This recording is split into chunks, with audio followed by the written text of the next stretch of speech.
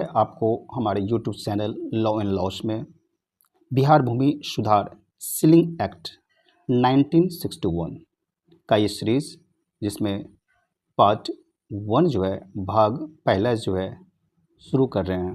नमस्कार दोस्तों, मैं हूं एडवोकेट जयशंकर प्रसाद निराला। अक्सर जब बिहार में ज़मीन जायदाद की विवादों की बात आती है तो हमारे सामने दाखिल खारिज, खतियान या बंटवारे जैसे शब्द आते हैं। लेकिन बिहार राजस्व कानून का एक ऐसा ब्रह्मास्त्र जो अच्छे बड़े भूधारियों के पसीने छुड़ा देता है और भूमिहीनों को उनका हक दिलाना है। जी हाँ, मैं बात कर रहा हूँ बिहार भूमि सुधार अधिकतम सीमा निर्धारण तथा अधिशेष भूमि अर्जन अधिनियम 1961 यानी बिहार लैंड सीलिंग एक्ट 1961 की। यदि आपके पास भी ज़मीन का छोटा सा टुकड़ा है तो कभी कभी आपके मन में बहुत सारा सवाल आता रहता है। दोस्तों, अगर आप एक कानून के छात्र हैं या बिहार में आपकी खेती की ज़मीन है और आप कहीं बाहर रहते हैं या तो अपने गांव में ही क्यों न रहते हैं, तो इस कानून को समझना आपके लिए बेहद ज़रूरी है। आज के इस वीडियो में हम इस कानून के पार्ट 1 यानी सबसे पहला भाग, प्रारंभिक भाग को समझेंगे। हम जानेंगे कि कानून की नज़र में परिवार क्या है, माइनर मेजर का क्या खेल है और कैसे एक सही कानूनी समझ आपके पूरे केस का रुख बदल सकती है। वीडियो को अंत तक देखिएगा, क्योंकि आधी अधूरी कानूनी जानकारी हमेशा खतरनाक होती है, ये आप बहुत अच्छी तरह से जानते हैं। सेक्शन 1 और 3 की बात कर लेते हैं, 3 की बात करते हैं, 1 और 3 की बात करते हैं। तो इस कानून की ताकत जो है वह आपको पता चलेगी कि the power of the act. दोस्तों, सबसे पहले बात करते हैं इस कानून के बुनियादी ढांचे के। इस अधिनियम के अध्याय 1 चैप्टर 1 में धारा 1 से लेकर 3 तक दी गई है। धारा 1 कहती है कि यह कानून पूरे बिहार राज्य पर लागू होता है। मैं सीलिंग एक्ट की बात कर रहा हूँ, लेकिन इसकी सबसे खतरनाक और शक्तिशाली धारा है वह है धारा 3, जिसे हम कानूनी भाषा में ओवरराइडिंग इफेक्ट कहते हैं। इसका सीधा मतलब है यह कि अगर सीलिंग के मामले में इस कानून का कोई प्रावधान किसी दूसरे सामान्य कानून, आपके पर्सनल लॉ जैसे कि हिंदू या तो मुस्लिम लॉ, यदि पुरानी प्रथाओं की बात करें तो यहाँ तक कि किसी सिविल कोर्ट की डिक्री या उसका आदेश को भी टकराता है, तो जीत हमेशा इस सीलिंग एक्ट की होती है। तो सीलिंग एक्ट जो है वहाँ पर आपको कानूनी की बारीकी ज्ञान होनी चाहिए। तो सीलिंग एक्ट की जब हो जाएगी जीत, तो यानी आपके सामने बाकी सारे कानून क्या हो जाएंगे, शांत हो जाएंगे, मतलब वहाँ पर आपका चलेगा ही नहीं। तो आप पूरा का पूरा वीडियो यदि देखते हैं तो आपको पूरी समझ में आ जाती है। उसी एक्ट के सेक्शन 2 की बात करूं, क्योंकि मैंने 1 से 3 तक बोला था, तो 2 में परिवार की परिभाषा दी गई है। सबसे बड़ा कानूनी पेच है। जब अब आते हैं इस भाग के सबसे जरूरी और व्यवहारिक बिंदु पर, जो है धारा 2 और यानी कि परिभाषाएं।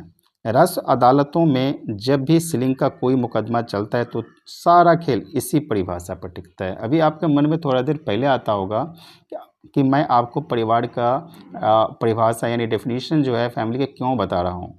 अब आपको समझ में आ गया कि सीलिंग एक्ट की जब भी बात करूँ और मुकदमे की बात करूँ तो जितने भी सारे खेल हैं यह इसी परिभाषा पे टिका हुआ है। इस एक्ट की धारा 2 ई में परिवार यानी फैमिली को परिभाषित किया गया है, और 2 ई जो है वो स्मॉल है। आम जिंदगी में परिवार का मतलब जानते हैं आप कि चाचा चाची, दादा दादी सब होते हैं, लेकिन सीलिंग एक्ट के तहत एक इकाई यानी फैमिली यूनिट का मतलब सिर्फ 3 लोग होते हैं। तो क्या मज़ेदार है कि नहीं। वो 3 लोग कौन है वो भी आपको स्क्रीन पे दिखाऊंगा। मैं हमेशा कोशिश करता हूँ कि टेक्स्ट आपके स्क्रीन पे दे, ताकि आप कानून के छात्र हैं या आम नागरिक हैं तो आप बाद में उसे समझ सके, पढ़ सके। तो इसीलिए आप स्क्रीनशॉट ले लीजिए। तो वो 3 जो मैं बताया कि वो 3 कौन होगा फैमिली यूनिट में, वह है जैसे जिनके नाम से वो ज़मीन है, स्वयं भूधारी यानी लैंड होल्डर। पहला वो हो गया फैमिली में, यानी वो खुद हो गए। फिर उसकी पत्नी या पति यानी स्पाउस, यदि पत्नी के नाम से है तो पति, और पति के नाम से ज़मीन है तो पत्नी, यानी दोनों कह सकते हैं हस्बैंड और वाइफ, जिनके दोनों नाम में से जिनके भी नाम से हो, और उनके नाबालिग बच्चे यानी जिनकी उम्र 18 वर्ष से कम हो। ये आ गई आपका सीलिंग एक्ट के जो फैमिली यूनिट की बात कर रहा हूँ उसमें आ गया डेफिनेशन में। अब यहाँ आता है वकीलों के काम का सबसे बड़ा ट्विस्ट। आपके मन में सवाल आएगा कि वयस्क पुत्र यानी मेजर सन का क्या होगा। माइनर सन तो मैंने बता दिया कि 18 वर्ष से कम वाला, और दोनों उनके माता पिता जिनके नाम से ज़मीन होगा उनके स्पाउस। नोट कर लीजिए, सीलिंग एक्ट में वयस्क बेटे को माता पिता के परिवार का हिस्सा नहीं माना जाता है। तो क्या यह इम्पोर्टेंट हुआ कि नहीं वीडियो देखने पर? और वीडियो आप पूरा नहीं देखेंगे तो फिर समझ में नहीं आएंगे। तो मैं बात कर रहा हूँ सीलिंग एक्ट के। तो सीलिंग एक्ट में वयस्क बेटे को माता पिता के परिवार का हिस्सा नहीं माना जाता है। इस कानून के तहत जो बेटा निर्धारित कट ऑफ डेट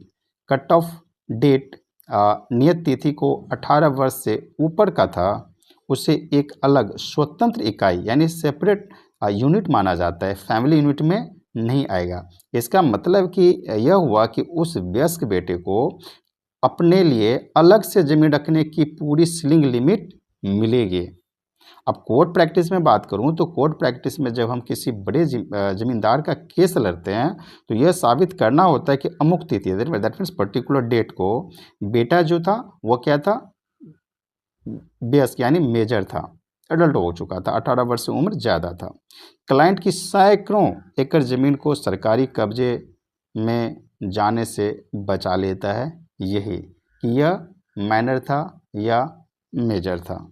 तो आपने समझ गया कि पूरी सीलिंग एक्ट जो मिलेगी वो वयस्क बेटे को अपने लिए अलग ज़मीन रखने की पूरी सीलिंग लिमिट मिलेगी। लेकिन बात आ जाती है कि साबित करना कि उस डेट को उनका बेटा जो था वह मेजर था।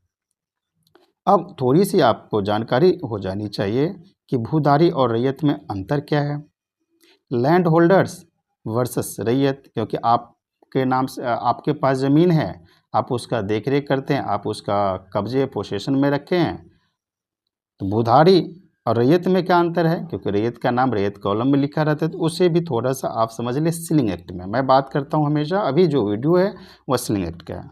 इसी अध्याय में 2 शब्द और आते हैं, वह है भूधारी जिसको धारा 2 स्मॉल जी और रैयत धारा 2 स्मॉल के में बताते हैं। तो भूधारी वह व्यक्ति या परिवार है जिसके पास किसी भी हैसियत से ज़मीन का कब्जा या मालिकाना हक है। किसी भी हैसियत, हो सकता है उसका दादा परदादा का ज़मीन और उसमें उनको हिस्सा मिला हो, या तो मालिकाना हक मिला हो, कोई इसको दे दिया हो। दादा परदादा का नहीं है, दान से आ गया, किसी बड़े ज़मींदार ने दिया, या कोई किन्हीं के यहाँ काम करता था तो मालिक ने उनको ज़मीन दिया, ऐसा हो सकता है। तो वो हो गया भूधारी यानी ज़मीन को रखने वाला, और उनका मालिकाना हक उनके पास है, कब्जा भी है।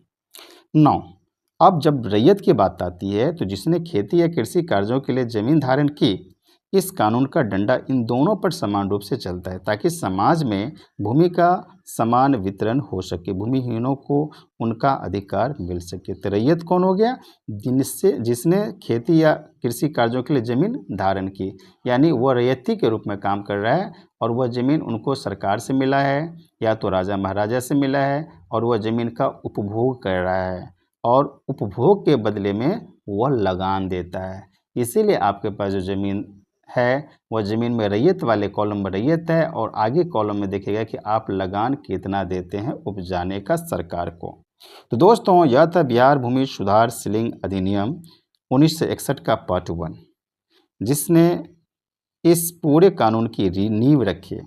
इसके अगले भाग पार्ट 2 में हम बात करेंगे कि आखिर बिहार में एक परिवार अधिकतम कितनी ज़मीन रख सकता है। लेकिन यह आप तभी जानेंगे जब आप पार्ट 2 देखेंगे। तो पार्ट 1 भी आप पूरा देखिए, पार्ट 2 में देखेंगे कि अधिकतम कितनी ज़मीन रख सकता है, और वह होगा बिहार भूमि सुधार सीलिंग अधिनियम 1961 के अंतर्गत। ज़मीन की 5 श्रेणियों क्लास 1 से क्लास 5 क्या है वो भी आपको हम बताएंगे। उसके बाद और बताएंगे आपको क्वालिटी के हिसाब से सीलिंग की सीमा कैसे तय होती है।